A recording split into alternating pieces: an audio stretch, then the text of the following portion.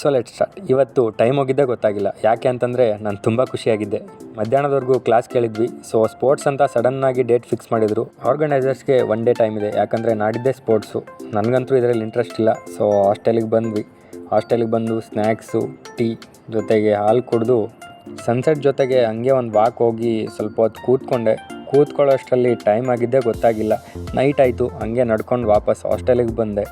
ಹಾಸ್ಟೆಲಿಗೆ ಬರೋಷ್ಟರಲ್ಲಿ Maulali phone ಮಾಡ್ದೆ, ಎಂಟ್ರೆನ್ಸಿಗೆ ಹೋಗಬೇಕು, ಕೆಲಸ ಇದೆ ಅಂತ. ಸೊ ನಂದು ATM ಅಲ್ಲಿ ದುಡ್ಡು ತೆಗಿಯೋದಿತ್ತು. ಸೊ ಹಂಗೆ ನಡ್ಕೊಂಡು ಎಂಟ್ರೆನ್ಸಿಗೆ ಹೋದ್ವಿ. ಹಾಸ್ಟೆಲಿಂದ ಎಂಟ್ರೆನ್ಸ್ ಸ್ವಲ್ಪನೇ ದೂರ ಆಗುತ್ತೆ. ಮೆಟ್ರೋ ಕಾರ್ಡು, ಎಲೆಕ್ಷನ್ ಕಾರ್ಡ್ ಮಿಡಲಲ್ಲಿ ಸಿಕ್ಕಾಕೊಂಡಿರೋ ನನ್ನ ಇಂಟರ್ನ್ಯಾಷನಲ್ ATM ಕಾರ್ಡನ್ನು ಹಾಕಿ ದುಡ್ಡು ತೆಗೆದಾಯಿತು.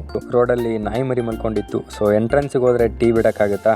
ಕುಡಿದು ಗಣೇಶನಿಗೆ ಪೂಜೆ ಆಗ್ತಿತ್ತು. ಈವ್ನಿಂಗು ಪೂಜಾರಿ ಪೂಜೆ ಮಾಡ್ತಿದ್ರು. ಹಂಗೆ ದರ್ಶನ ತೊಗೊಂಡ್ವಿ. ವಾಪಸ್ ಹಾಸ್ಟೆಲಿಗೆ ನಡ್ಕೊಂಬಂದ್ವಿ. ಪಲಾವ್ ಇತ್ತು, ಸ್ವಲ್ಪ ಟೇಸ್ಟ್ ಮಾಡಿ ಊಟ ಮಾಡಿ ಬಾಳೆಹಣ್ಣಲ್ಲಿ 3 ಪೀಸ್ ಮಾಡಿ ಎಲ್ರಿಗೂ ಕೊಟ್ಟೆ.